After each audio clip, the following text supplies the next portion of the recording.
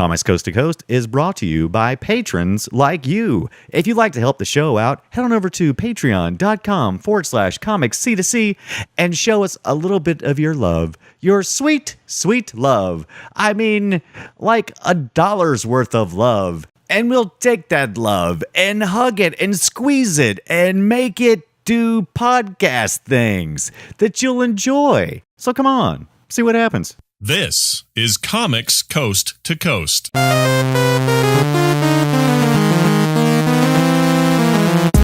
everybody, this is Brian Dunaway, and you're listening to Comics Coast to Coast, episode 313.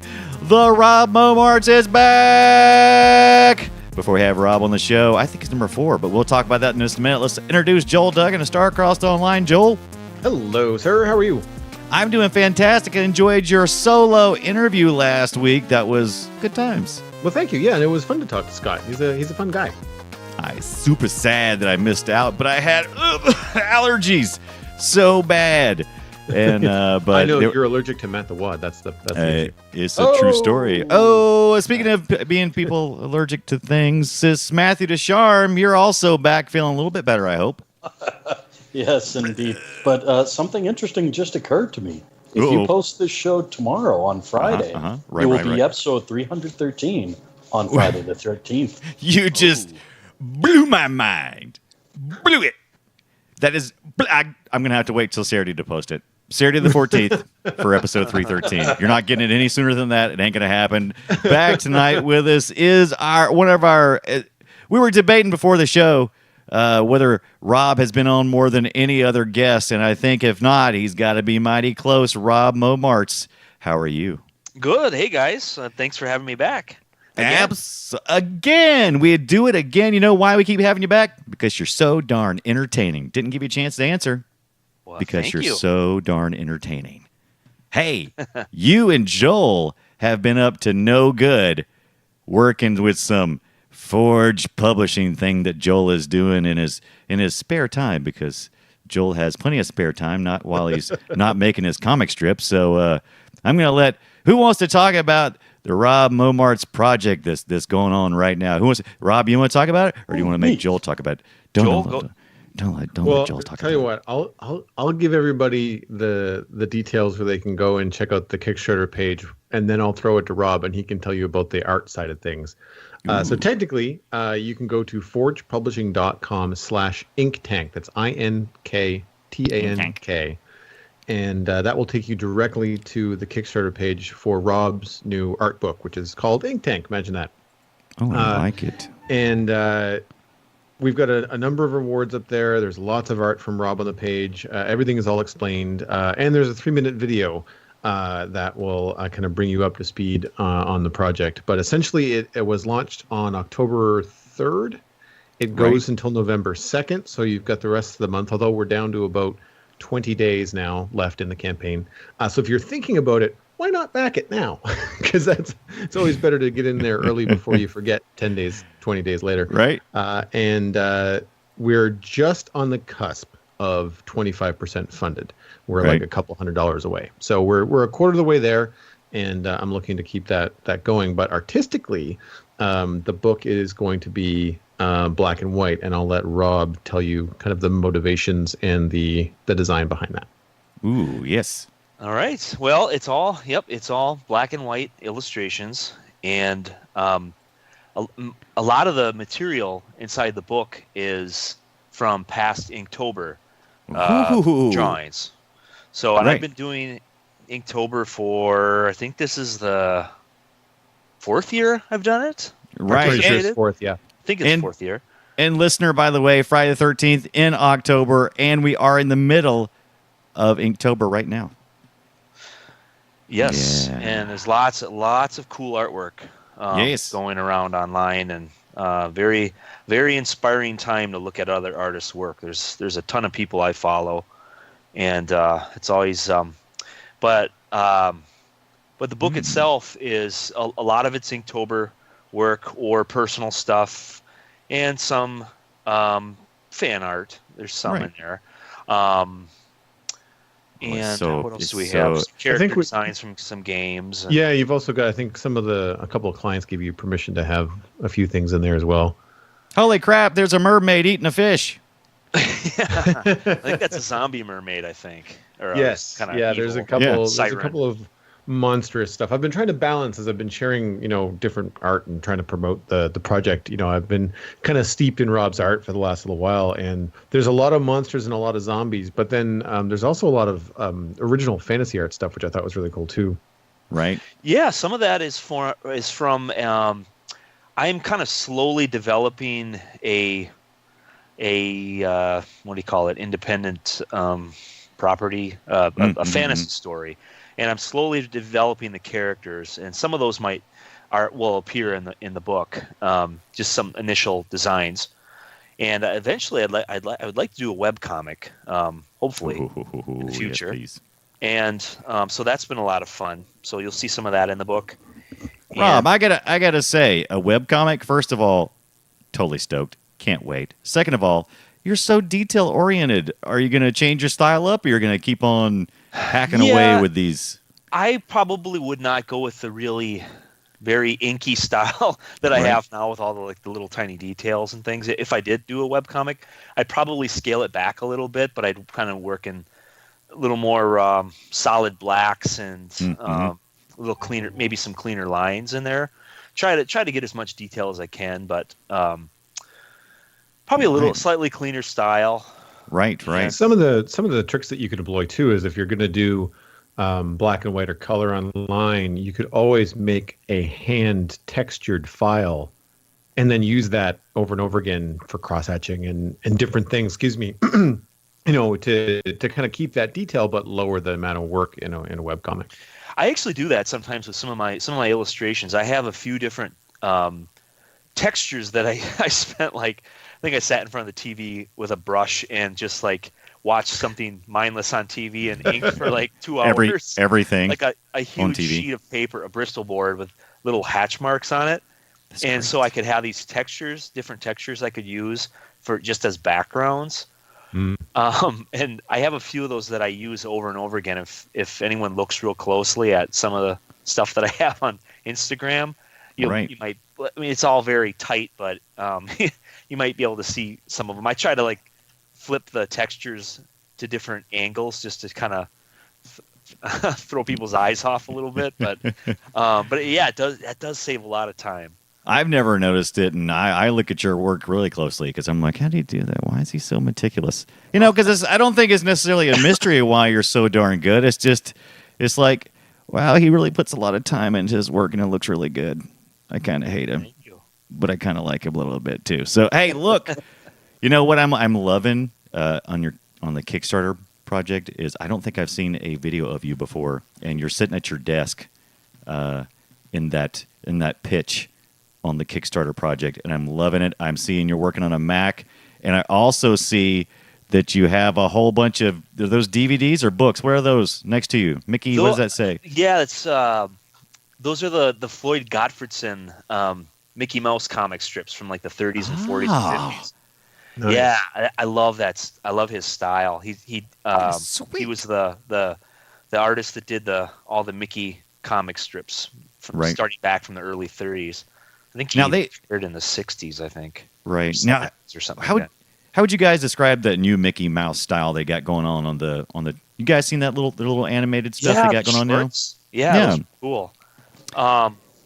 It's kind of like Steamboat Willie meets, I don't know. Could you describe it better, Rob? I mean, they seem pretty inspired by those early comic strips. Right. That's what I was thinking. They kind of have a 1930s feel, but they have all modern modern subject matter and locations and things like that. And I like the kind of off-register coloring. Right. That's pretty cool. And they're a little edgier than the regular Mickey Mouse cartoons too. Right. What do you think, Joel? Do you get that up? Do you get that up in Canada? Do you get that? Yeah, I've seen them, and I think a couple of things that they've done. It's very similar to the style, and it wasn't necessarily a functioning style or an aesthetic style. It was more like the function of wanting to have detailed backgrounds, but then the animation having to be painted on cells that the characters really kind of popped off the backgrounds. Mm-hmm. And it's something I've been very aware of, but I'm regurgitating a little bit of of a video that I saw earlier on Facebook today, which was shared by John Sanford, actually. And it's about Cuphead. Have you guys heard of Cuphead? So my God, that video game? Yeah. Yes. And so as soon as I saw that, and as soon as Rob mentioned the Mickey Mouse videos, that's where my brain went, just because I saw it on Facebook today. And that's exactly what it is. It's this combination of like the painterly backgrounds, the stylistic animation. I think the Mickey stuff is done digitally, if I was to guess. I don't think it's drawn by, it's probably drawn by hand, but on a computer. And I get like not a Flash vibe, but it's definitely a digital animation, sort of vibe. And I think that's what sells it, though. It's the flat color with the depth in the background. I think that's what makes things pop. That I hate using that term, but that is amazing. It looks like an old Fleischer cartoon. It's really cool. Music and the weird like kind of 1930s environments, like weird back alleys and that kind of stuff. Yeah, and it's also like the weird logic too. Like the video that I watched was talking about like how a knife could come out of the wall and attack the protagonist, and then the knife could have teeth and try to bite the protagonist.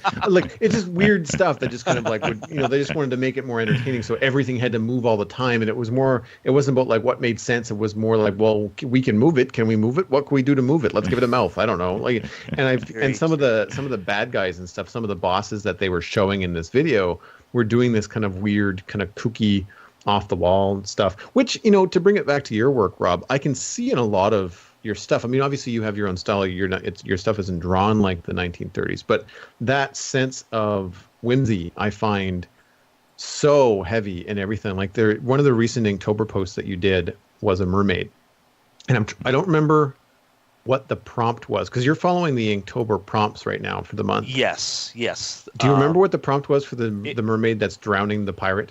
Yeah, it was underwater, and somebody asked her, they said, is she trying to hold him under the water? And that's supposed to be, she's wearing his hat in that picture. Like she's taking, the original sketch I did for it, she had a guy in an old fashioned diver outfit, like the big diving, 1920s diving suits or whatever.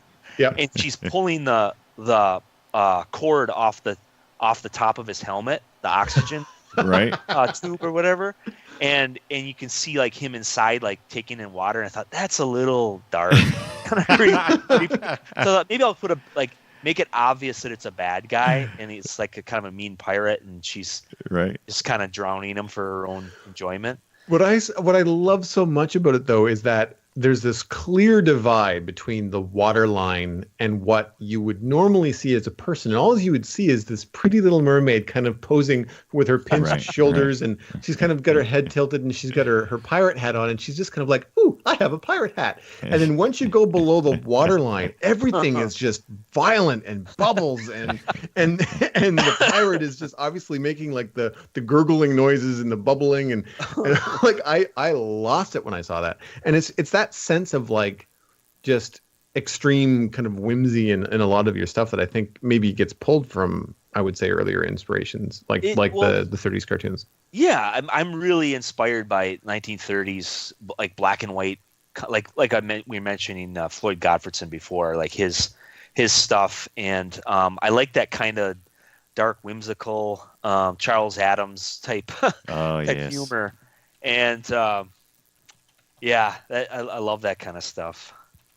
I dig it. And I didn't see the mermaid until Joel just popped it up to me, and it's like, yeah, I am digging that. And I'm also going back to some other things. Are you on track this Inktober? Because it looks like you've hit every note. I am, actually. I'm shocked. But last year I had a bad year. I think I had a big project going on, and I wasn't getting sleep, and I thought I just can't do it. And I did like 4 or 5 or 6 last year. But this year I'm doing all right. Still on track, but the weekends are tough because I'm real busy with my family, and and we're doing stuff at night too. Usually I do all this stuff when my kids go to bed. But usually we're doing stuff till later, so I don't get started till like 11 o'clock or. How do the kids feel about you drawing away to the wee hours of the night? They don't really pay attention, really. Yeah. They don't really even. I don't even think they look at what I'm drawing. I know my daughter. I did one of a unicorn with donuts on the horn. That was my favorite, actually. My daughter really loved that one because she likes unicorns and that kind of stuff. And she wants that one for her room. So, and he's like the angriest unicorn, and he's like he's super bulky. He's kind of I can't tell if he's I can't tell if he's more muscular or if he's more fat, kind of like a corgi. It's kind of like that. Tiny legs. Yeah, little tiny stocky. legs. Yeah, he's stocky. I like it. That makes me. And I can't tell if he really likes donuts or really hates them. Right. Get him off. Get him off. Rage towards donuts. He just wants to smell them all. Donuts.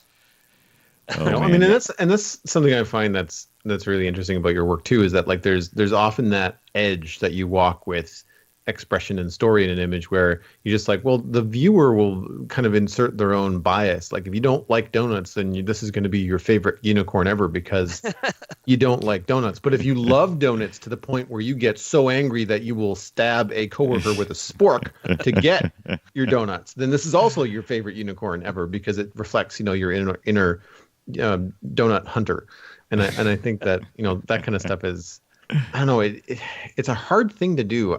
Do you with these Inktober drawings? I mean, obviously you're on track, but are you doing like thumbnails and sketches and a lot of prep, or are these just kind of like one-offs? Just kind of like you start and then you finish with the same stroke. I usually do just in the morning, like when I get the kids ready to get off to school. Usually at breakfast, they always want to watch things on the iPads and zone out or whatever, and before school and while they're doing that, sometimes I'll take like a Post-it note and I'll start sketching the just an idea for it. And I'm tonight today is the word is shattered, and I'm having a rough time with that one. That is a tough one. Yeah. Oh, so I'm drawing a blank just thinking about it. Broken heart. You could do what should you do? Shattered. You could do shattered dreams. Kid trying to jump off a building as Superman and realizing he can't fly. No, Rob, maybe are you the kind of artist that takes prompts from people? Or are you like back off, man? I got this. No, any idea I can take or something, I'll accept it. And the best part of all of this is that if he does any of those, then everybody can go back to the Comics Coast to Coast and go, that was Joel's idea. That was Joel. That's what Joel dreams of. Whatever, Joel. Yeah. So when it's not October, Rob, were you coming up with your ideas? Are you? I mean, I'm looking at some of the stuff before Inktober. We've talked about where you get your ideas for, but hey, remind us where do you find inspiration at? Where does it come from? Well, good question. Just by a lot of the stuff I see online, and right. And there's so many good artists out there, and I'll just sit on Instagram and page through all the different artists and amazing stuff. And I've been kind of going back and finding like old a lot of European cartoonists, like Belgian cartoonists and classic ones, and looking at their work, and that's been real inspiring. Right. Now, you like popular culture a pretty good bit, and so you'll occasionally see Star Wars references in your artwork. And any temptation to do anything for this latest Last Jedi trailer thing going on? I would love to. The only thing is, Joel and I are trying to collect as much material for the Inktober campaign. Right. So we're trying to avoid fan art, I guess. Maybe in December pieces. Then. Right. I wanted to do one of Old Man Skywalker. The trailer dropped the other day. I almost did. I forgot what the keyword was that day. What was it? The internet is great for that. Screech it was, and I was going to have fanboys in front of a screen watching Luke screeching. That was almost my drawing, but then I thought I didn't have a lot of time, so I just I don't even remember what I drew for that one. It's probably an angry unicorn instead. Drew for Screech, I can't even remember. Oh, a Viking opera woman I did for that one. But I would love to do some more, some stuff for Last Jedi. I would love to do that. And for the record, I mean, I'm not keeping you from doing any you're fan not. art for Inktober. Whatever, Joel. Really, I would love to have some Robb Mommaerts Star Wars stuff. And you've done some Star Wars stuff before. I've seen like a Han Solo Chewie piece that you did for a magazine, I believe. Yeah, I have that as a print. I had this weekend we had my local library in town here had like a little kind of like a mini Comic-Con, and I sold pretty much everything I was selling there was Star Wars related. I had a few different prints that I was selling, and that was fun. But I think I have to, if I want to do some more prints in the future, I think I have to do a little more than Star Wars, because kind of limiting it to just Star Wars fans. But right. Well, I mean, there's the golden opportunity with the Porgs, which I think are a hot commodity. Oh yeah, probably. Because that's the thing. I mean, I remember doing a panel on fan art a couple of years ago at HalCon, and it was myself, Nick Bradshaw, and Doug Savage, actually, from Savage Chickens, and we were all up there saying like, well, I mean, you don't want to do all fan art, but in a lot of ways, fan art can really help you. You know, like if something hot is happening, you know, like you do something fan art related, and then you just kind of like tag it with your own work or your own projects. And the amount of people that are searching for Porgs versus searching for, you know, black and white art, you know, could potentially be, you know, finding new stuff. And it's hard though, because like I'm like you, like whenever I sit down to do some Inktober stuff or my own drawing, I want to come up with something original. I don't necessarily want to do fan art. Yeah. And then I'm stuck for time. I was like, oh, like, I don't know what to do. And I end up with that paralyzing, you know, kind of moment of like, well, how do I go through this? So with you, you know, sticking to the prompts for Inktober, like, have you found over the course of the month so far that you've had that experience of like staring at the white paper with like no idea what to do? Oh, definitely. Yeah. It's, the one I had the most problem with was Shy. And I ended up doing I just thought, I feel like drawing like a swamp monster. So I just made him look kind of scared, and he's like kind of hiding in the trees. And that one I could not think of anything. And I drew part of it when I was at the Comic-Con event, and I knew that I couldn't really bring my India ink and brush with me because it would be just too hard at the table. And so I did a lot of that with brush pens. And so I was kind of a little uneasy with brush pens, I guess. And so it's, you know, kind of getting used to using those. Right. But I had a really hard time with that one. But this one I'm having a rough time with. Shattered. I don't know. Well, that's interesting. So I would have thought that a brush, like dipping a brush in India ink, would have been harder to use than a brush pen. So do you find brush pens harder to use? Well, it depends. I mean, for thicker lines, they seem like they're like, if you're doing bolder lines, for me that is, they seem a little easier. Like I've been using them on different projects I do for Cryptozoic. Right. And they work great. But I'm used to doing these little tiny like hash marks and things like that, and I noticed that I can't really get the tight. I guess the pens I have are a little, I guess they're kind of worn down a bit, so that the tips are a little more blunt. Right. So I suppose if I had a brand new brush pen, it would probably work a little bit better. But are we talking like a Pentel brush pen, or are we talking like a felt tip? No, like a felt tip, like a zebra. Oh, okay. Yeah. I can see how that would be a different experience, because I've got a Pentel, and I feel like the Pentel is probably more touchy than, say, a proper brush. I also have a Kuretake, which I can't use because it's like painting with a feather. Like it's really, really difficult to control. I don't know how some people swear by the Kuretakes, but like they must have a feather touch, because I find it really difficult to deal with. But the Pentel I like. The ones that you fill the ink in through the back or through the cartridges? Okay. Well, and that's the thing. So the Pentel is really, really convenient. It's got a longish brush. The Kuretake bristles are short and very, very fine, whereas the Pentel bristles are longer, synthetic, and have a little bit more of they're stiffer, so that it's a little bit more control that way. But what I love about them, especially in a con situation, is that the ink comes in a sealed cartridge. You put the cartridge in the back of the pen, and then when you screw the back of the pen on, it breaks the seal on the cartridge in the pen, and then you can go ahead and keep on using it. So if you're in a situation where you don't want to get messy and you don't have that room, it's perfect. Because I've run out of my ink in the Pentel mid convention. You just pop in another cartridge, provided you have one, and then just kind of go from there. And they're brilliant that way. But I use them on my comic strip for filling in large areas of black, because otherwise my mechanical pens, I'd be killing them constantly trying to fill in different things. And I don't I find that the felt, you probably find the same way, but like zebra brush pens and other felt tip kind of brush pens that you buy kind of off the shelf, they don't necessarily put down the richest black when you're doing spot black. Right. Agreed. And I guess I don't really have enough experience with them. I always try to, because a lot of my stuff is India ink based, so I always try to find something that matches. The thing I really like, and you can buy these things anywhere, is those little, who makes them? Faber-Castell. They're those little pit pens, and they're India ink.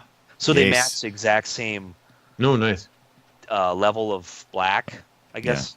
I have a few of those, and they're fantastic. Yeah, they're nice I use those a lot for cleaning up lines that I don't quite like, or doing something that's like a dot or something that's round. Sometimes you can't really get that, so I guess I can as well with a brush.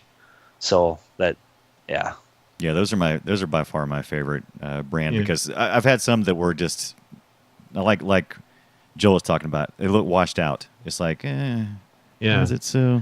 I'm curious, Rob, when you're doing some of these larger backgrounds that have waves and waters and bubbles and stuff like that, the white that's left, are you leaving that as negative space when you're inking, or do you go back in with like a white gel pen or a white pen and add on top?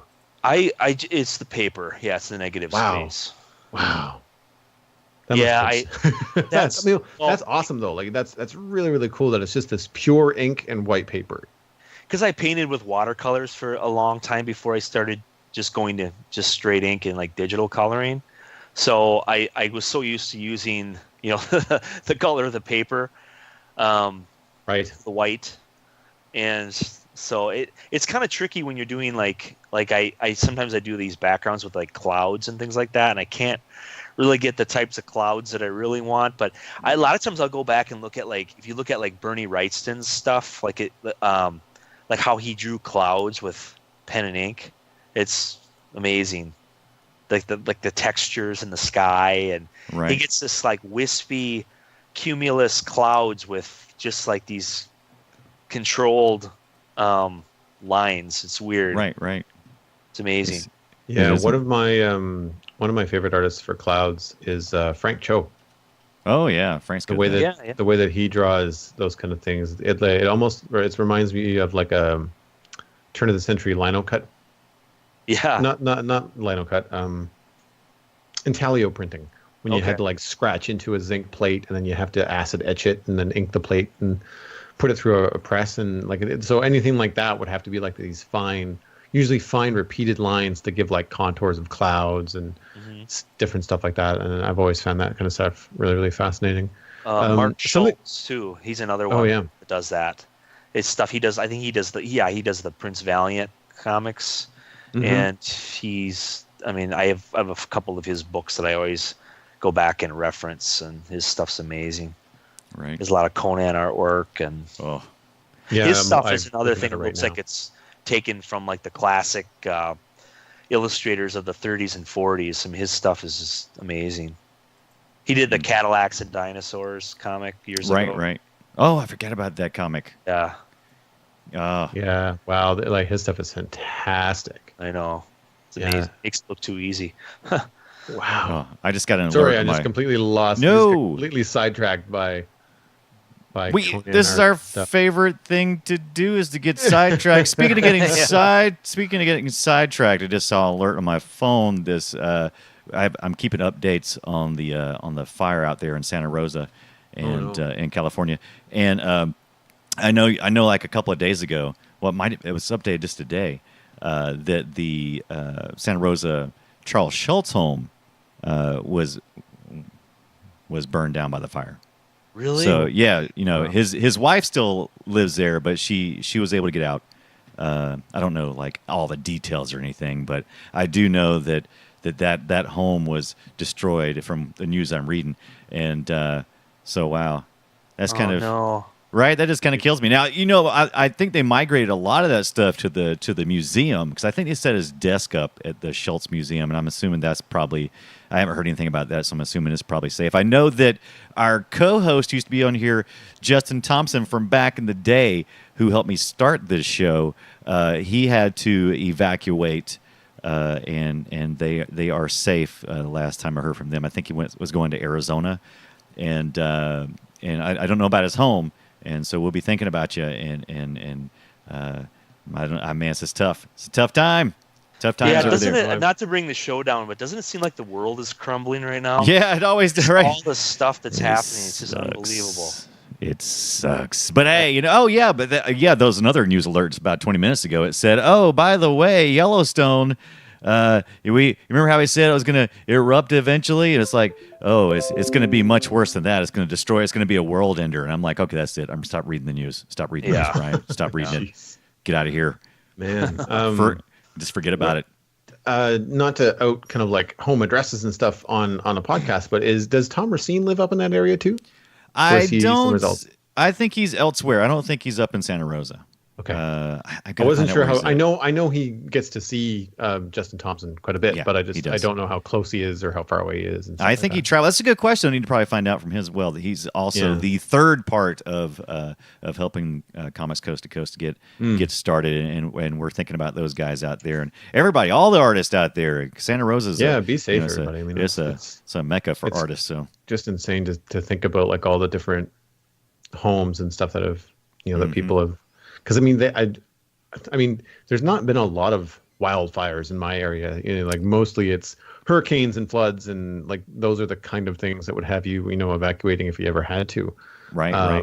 But I can't even fathom how quickly these wildfires are moving. Like people that are saying, like they see the fire on the ridge, and it's like how did you not get more warning than just seeing it on the ridge? But apparently it just moves that fast. It moves fast, and also there is a question. No, was a question mark about that.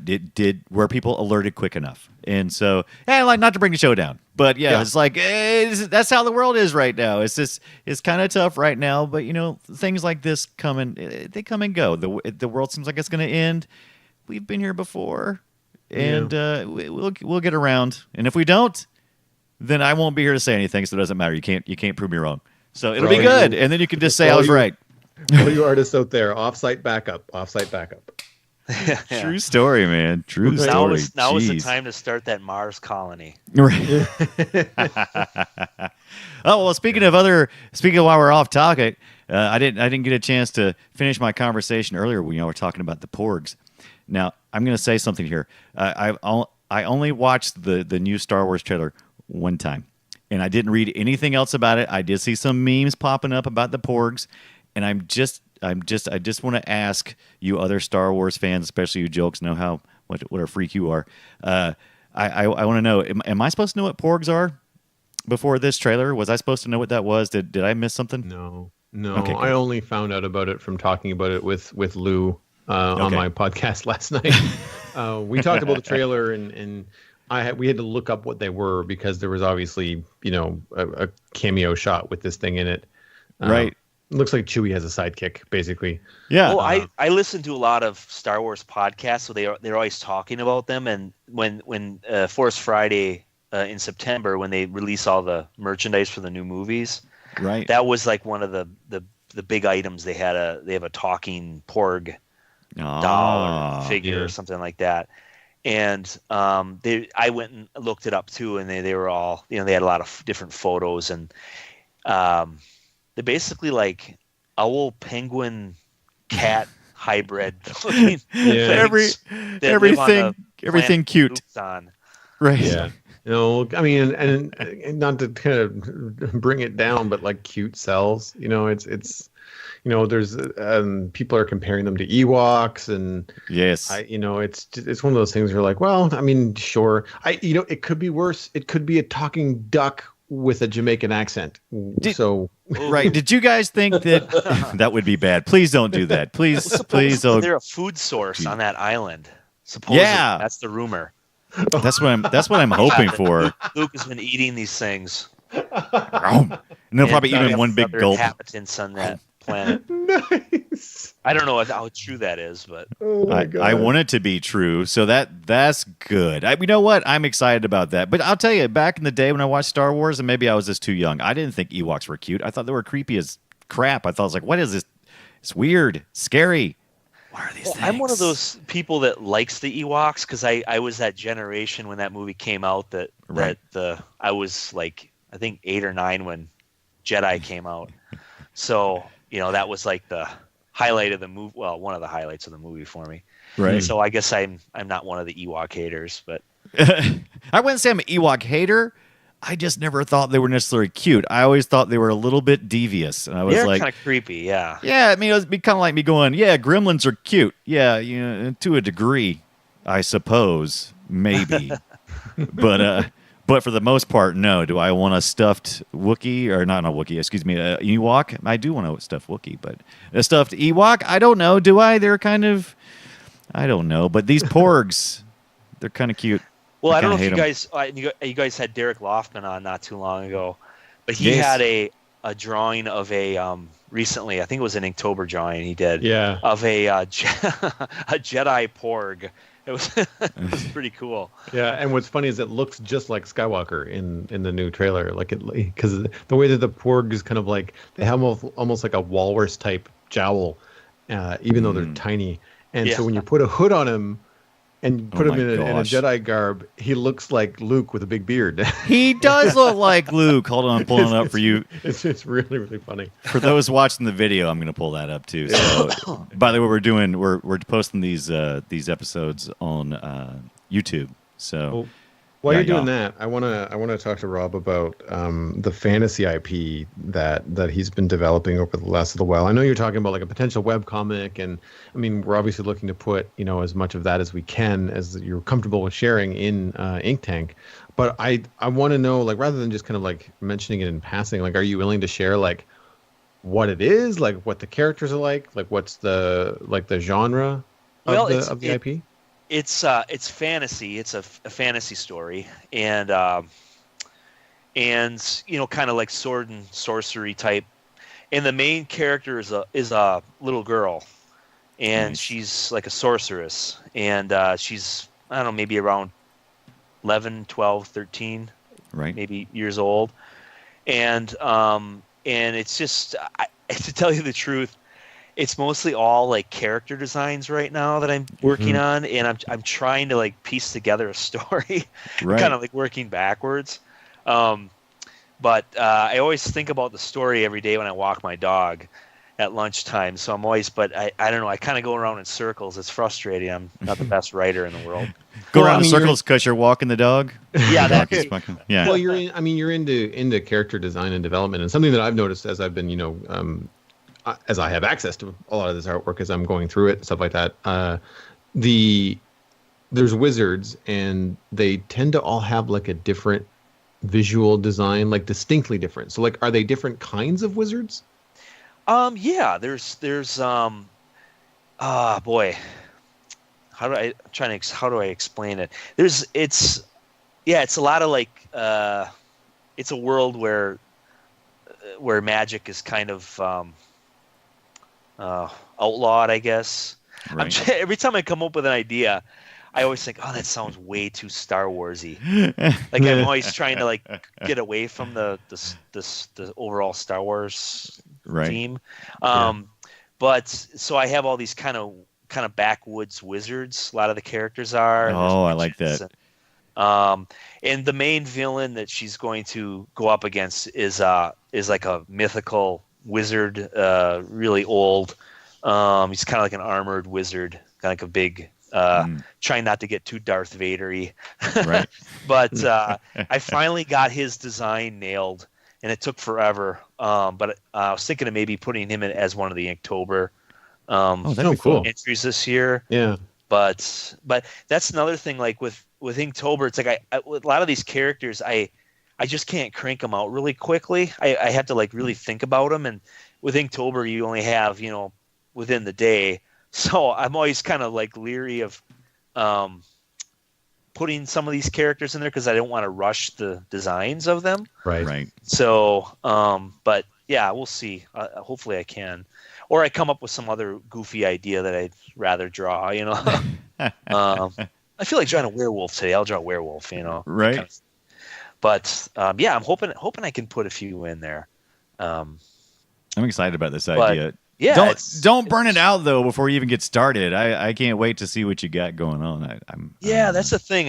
That's always my problem. Is I have a really short attention span, and I'll come up with some characters and I'll like them, and then I'll come up with a different idea. And that's why I've been for like the past 20 years I've been trying to develop different comic book ideas, and I haven't really. None of them have really stuck so far. So, but have you thought about really do something? So, have you thought about teaming up with a writer? In this case, I always have, but in this case, I'm probably gonna just kind of keep do the writing myself. Yeah.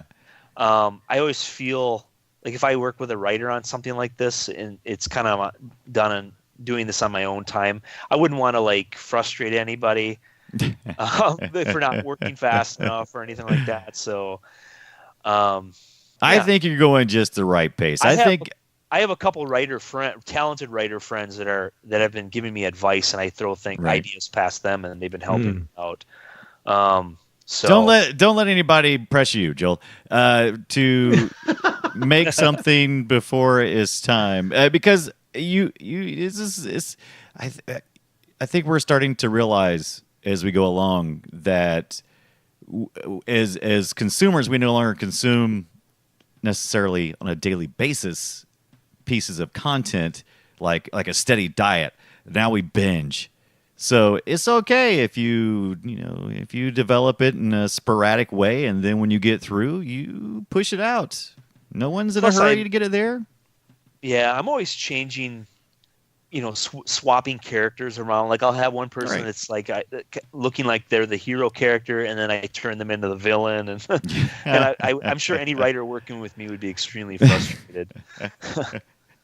Well, I think the pace that you use is perfect because you're still getting stuff out, and it also it shows the work that you put into this. The detail it's great. Every bit of joy that you have doing this, it shows, and it's right there in your work. I'm liking. I'm excited because as a consumer, I want you to hurry the hell up and do it so I can read it. But I'm also going to go, you know what? Take your time, Rob. I'll be right here, watching, waiting. Well, thanks. Right, waiting for it. I'll be asking you again in about 6 months. Hey, Rob, where's that comic strip? I have a few friends that I've told about this, and they're always asking me, like, "Hey, how are you doing that?" I'm like, well, I haven't done anything yet. Right. It's kind of embarrassing, but usually it's always finding time because I'm busy with work and I have a couple kids, and so it's always it's tricky. I know you guys have a hard time balancing them. But you found you did one of the most important things for creativity and keeping a project from stalling. You've attached it to a daily routine. So when you walk the dog, you say, okay, now is the time for me to think about the comic. And so now you just have to routine up on the execution. So you got it. You got it. Yeah. Too bad I couldn't draw as I'm walking them. Oh, it's too bad, isn't it? Wouldn't that be great? Well, we all need breaks from drawing at some point, too. Yeah. That's the problem that I have when I've got a lot of work on my plate is that I'm drawing all the time, and then I'm realizing, wait a minute, I don't have any time when I'm not drawing to, like, be inspired and, like, soak up, some nature and some outside and, different experiences and try to, bring that kind of stuff into the art. If you're just working all the time, then you don't really get that. Yeah, that's true. I mean, and speaking of the habit, I mean, like the habit of participating in Inktober, which you said was 4 years ago, it's been 4 years, but now we've got, you've got a body of work that, we're trying to collect into a book. So it wasn't overnight. It wasn't within a year. It's, it's been several years of collecting that material and getting that kind of quality stuff out there because, I mean, how long does it take you to normally do one of these Inktober drawings? Like, I'm assuming a few hours. Yeah, it depends. I'm a pretty slow artist too. And I guess it varies. It depends on how busy I am that day. Like I did some that had the real detailed backgrounds, and those take a while. Like that. I recently just did a Jack and the Beanstalk piece where That's my favorite. gigantic, and that one actually went smoother than I thought. I thought, oh man, I'm going to be up till 3 working on this thing, and I ended up finishing it quicker than I thought I would. But yeah, I guess I should really time myself. I feel kind of bad because I see some of these guys. I mean, they're cranking these things out in like less than an hour, and they look gorgeous. And it's like, how do you do that? Yeah, Rob, stop comparing yourself to other people. I think because the method to my madness, the reason why I ask is I'm slow as well, and something that I've been guilty of over the last couple of years with me following a lot more artists. The advent of Instagram's always been there, but it's really taken off in the art community. And you're going through your feed, and Inktober's happening. You're looking at all these amazing things that are happening, and there's no indication whatsoever, other than the fact that your feed is just full of new stuff every day, to tell you how long these artists spent on these things. Now, sure, some people have got sketchier styles, and it looks like it might have taken them an hour. Other times, though, you're looking at something, and maybe you even watch a video of their process, but it's been sped up, so there's no real way to tell how long it's taken. And I think it's important that people know that it takes you 3 or 4 hours sometimes to complete a more complicated piece, because by taking that time, that gets you the result. Like, that gets you the kind of detail and the kind of attention to character design and form and story.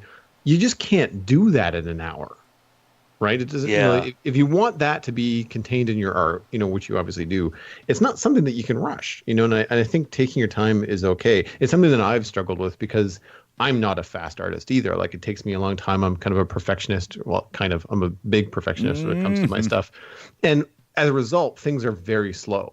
I'm happy with them, but it's very, very slow. And I think that Inktober, as cool as it is, can sometimes kind of put people into positions of feeling very pressured, and even to the point where they're like, well, I just don't want to even bother to participate because I can't do it every day, or I can't do it to this level every day. And I think it's grown to the point where it's maybe lost on people that it started off as an exercise to get better. It's never about putting out the most amazing finished piece every day. Yeah, I know. Yeah, I know. But there is that, you'll agree that, I think you'll agree that there is that kind of social pressure, whether you're imposing it on yourself or whether it's just out there, to have this finished thing every day, not an exercise. Well, in my case too, it's like I always feel like I guess I go a little tighter on these because I feel like the rest, this is the year where I'm the time of the year where I'm most inspired as far as drawing with ink, and I always feel like the rest of the year I'm not as productive on my personal stuff as I want to be, and I guess I take the opportunity to really kind of overdo it on some things. So I don't know. Yeah, it's frustrating. Yeah. But yeah, and I've been kind of busy with my regular, with my job, and I want to get as much sleep as I can, so I'm not dragging the next day. Fortunately, and then I had this this cough too, and this cold or whatever. So I haven't really been getting enough. My intention wasn't to make it sound bad. It was more like just underlining the amount of time it takes to make artwork that's as cool as yours. Is that just these kind of things, they just take time. Yeah, and you have to invest that kind of stuff. And what's nice about it, though, and you can probably chime in as well, is that for me, I like sometimes that it takes me a long time to do stuff, because then it's like an entire hour and a half that I'm inking a comic strip where I'm happy as a pig in slop. I just, nothing I would rather be doing. And it's sure, well, it's going to take me 90 minutes, but that means that this is the only thing that I have to worry about for the next 90 minutes. And I'm going to like every last minute of it. Yeah. Well, it's nice when everyone goes to bed at night and I'm down here by myself and you just kind of listen to podcasts or listen to music and kind of just do that. I love inking. It's kind of a Zen thing for me. So, right. If you guys want to see a fast artist, I'm kind of butchering his name. I believe he's Russian, but Konstantin Andreev. He's on Instagram, but he's been setting up looks like an egg timer or something like that when he's doing his what are you, nuts? InkTober drawings. Yeah. So, I can't remember how long it takes him to do some of the drawings, but he's a real talented ink artist. But yeah, if you want to see a faster artist, yeah, it's amazing. I'm trying to find his last name. It's Constantine. I see. The K. Yeah, I found it. Oh, okay. Haha. Antin. At Steps to Dragon. Yes, that's his Instagram. Yeah. Okay, cool. I'll put that in there. He's fast artist. Oh, I don't. What a jerk. Right? What a jerk. Look at me. I'm a fast artist. Whatever, man. I'm here to enjoy my life. You go plop your stuff out. By the way, I want a print copy of that bean because I love that it took me like half a minute to realize that you shaped the whole Jack and the Beanstalk picture like a bean. I'm glad that I figured that out. That was a last-minute add-on because I do everything in kind of like a weird blobby shape like that, either like a square or a... Right. In that case, I'm like, hey, I can make a bean shape. This would be perfect. I like shapes. It works out. Yeah, kidney shape. But I guess on some of these upcoming Inktober's, I don't know. I guess it depending on the schedule, I might avoid some backgrounds for a while. Right. It's just trying to. That's what kind of I think the second one I did, it was like a magician. Right. That one that took me a while because I suck at I wanted to have kind of a quirky perspective on the stage, but I'm not very good at architectural stuff, so that was a little tricky. Do you prefer characters over drawing backgrounds and environments? Yeah, I like drawing like nature, with forests and vegetation and rocks and that kind of stuff. But I never feel quite comfortable drawing interiors of buildings. Yeah, it's a struggle for me. To me, it's like that. It's a different. It's a totally different world, and I've had to break it down as well, but it uses two different parts of your brain because when you're drawing organically like nature, animals, that kind of stuff, I feel like I'm using one part of my creative skills, but then whenever I have to break down and I have to get technical, it's like, now it's time to try to figure out, because you can't fake a room. You can't fake that perspective, but so far. You can only stretch that perspective in a square room so far before it becomes unbelievable. And I have great respect for people who can do it. And I think you can be a lot more, despite the fact that it's line work, you can be a lot more impressionistic with organic stuff. Whether it's rock faces or trees or bushes or flowers or whatever. You scribble a little, kind of flower-shaped doodle, and if there's enough of them, it reads like a meadow of flowers, regardless of whether one of them actually looks like a flower or not. Whereas if you're trying to messy. Yeah. Right. Yeah, there's no order to it, and I think. People have a lot more, I guess, mental expectation when they're looking at a window frame or a door or a kitchen sink, and it has to look like these, like a general kind of It has to be rigid. I mean, because it's not in motion, and so there's an expectation. It's Well,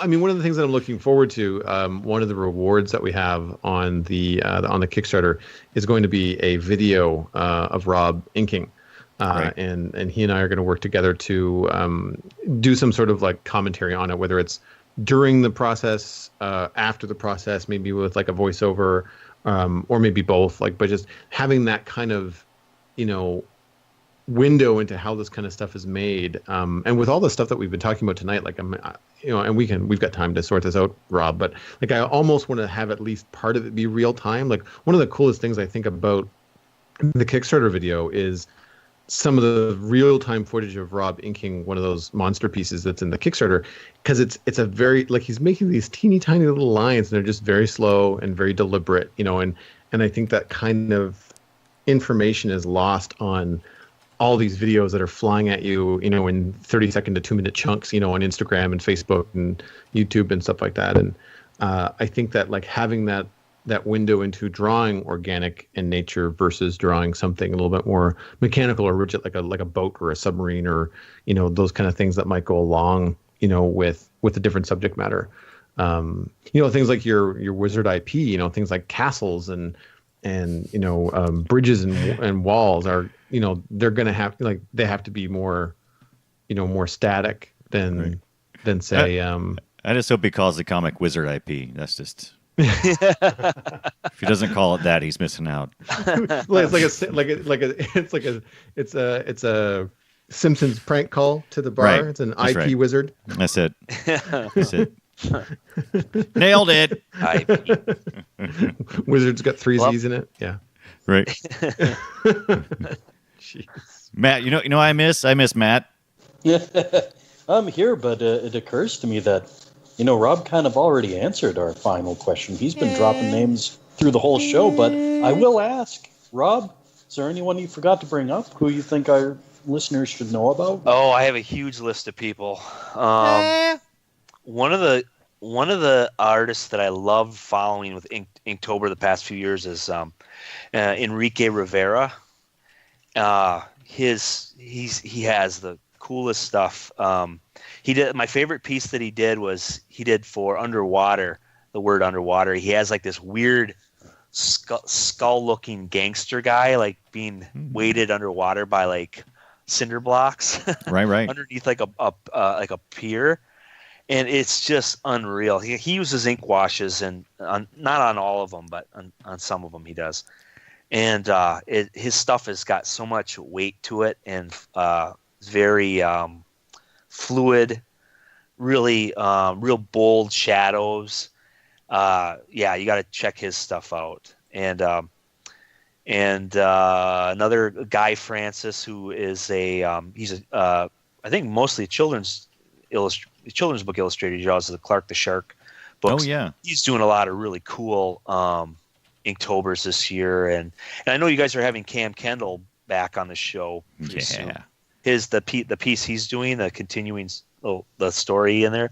Yeah, the Mortimer. That's fun to see, and then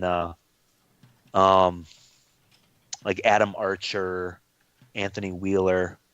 Guys like that, they're doing these really, really nice ink pieces. Typing as fast as I can. Inktober. Trying to catch all these people.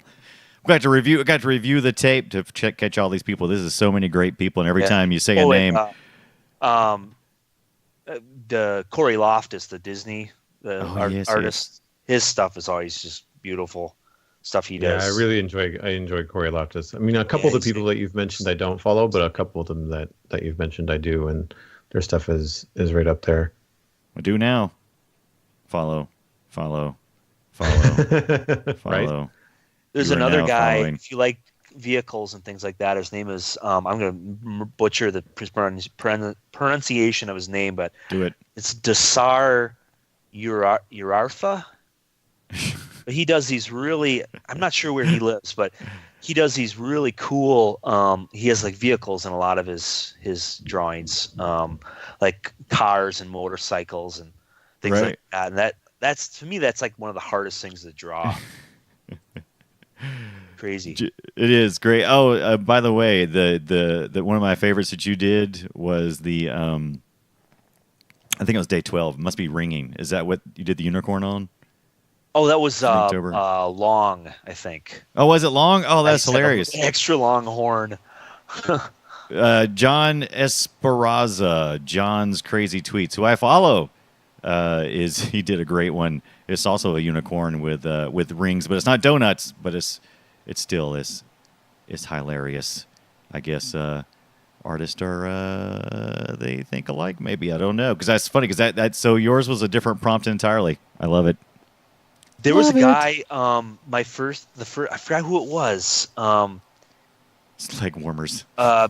He did the almost exact, he did a different angle, but we both did the same for the first one. I think it was Swift. Right. I did the tortoise and the hare, and I had the tortoise with like a rocket jetpack kind of flying towards the viewer.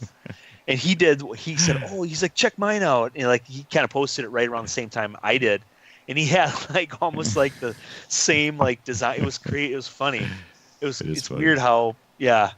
But he had like a rocket pack on the tortoise, and it was kind of funny. I'm looking through all the Inktobers now. I just did a search for the Inktober, so I could drive myself crazy and look at all these great artists. Oh, there's so interesting. Many. Oh, we know so many of these too. Wow, some of these things are kind of risque. Wow, maybe I need a rating for that one. Yeah, unfortunately these days it's just not always safe to just go and search for Inktober. That's Dark fun. Inktober. Oh my gosh, Rob, thank you so much for being on the show. I've had so much fun. We love it every time you come on. Thanks for having me. I love being on this show. So much fun, man. What else do we have? Do we have anything else coming up? I mean, I could ask you what else you got coming up, but we already know, so I'm not going to ask you. So I'm just going to ask you this: where can people follow you? Where's the best way to get an experience of the Robb Mommaerts kind? Well, I'm on Tumblr and I'm on Instagram. I'm most active on Instagram. That's my favorite, and Twitter, and or you can go to robbvision.com or robbmommaerts.com. Right, excellent. Robb Vision, Robb with 2 B's, of course. Robb Vision is easier to spell than my Belgian name.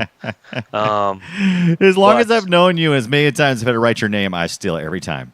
I'm like, is it an M-A? No, it's an M-O. Is there 2 M's? No, there's I the actually 2. Still have to spell it out in my head when I write the name. M-O-M-M. What is A before E. Right. What is my name? I don't even know. I love it. Years. Right. Rob, thank you so much for being on the show tonight. Had a good time. Good luck on the Kickstarter. Absolutely. I'm looking forward to following further on Inktober and seeing what else you got for us. It's going to be good stuff. Also with us was Joel Duggan of Forge Publishing. Joel. That's me, and really at Forge Publishing across all the social media. But what we really want you to check out is forgepublishing.com/inktank. That'll take you right to the Kickstarter. We are just a little over 13,000 and at 165 backers. So there's quite a few people out there that think this is going to be a good book, and I think you guys will too. There's soft cover, hardcover. There's even just a digital PDF options with prints.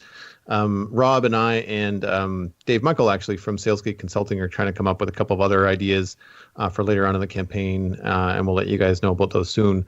But right now, I think the important thing is grabbing a copy of this book where Rob is going to collect so many of his awesome drawings at a scale that I think is going to reflect the level of detail and stuff that's in them. If you're a fan of Rob's work as I am, then just check out forgepublishing.com/inktank. And just share it around, I think is the most important thing. Even if you're not in a position to back the project, then I think the next best thing you can do is just hit the retweet button, hit the Facebook like button and share it around so that more eyeballs get on it. Because ultimately that just means that more people could participate and help make the book. Excellent. Also, Matthew. Indeed. If you want to see my work, just go to YouTube and look up Matthew Ducharme or Matt the Wad. Do it. Follow Brian at the Brian Dunaway on Twitter. I also have a website called briandunaway.com. Do it. It's a lot of fun. I do YouTube videos as well, mostly of podcasts. And I do this one, and I do a video attached podcast. Usually it's just me and my ugly face talking, but I also usually bring up the browser and pull up the artwork that we're talking about. So if you have eyeballs and ears at the same time to listen to Comics Coast to Coast, head on over to YouTube, look for me, Brian Dunaway, and I post it there in a playlist called Comics Coast to Coast. If you'd like to support the show, head on over to patreon.com/comics-C2C. We'd appreciate it a lot. And that's it. I guess we'll see you guys next week.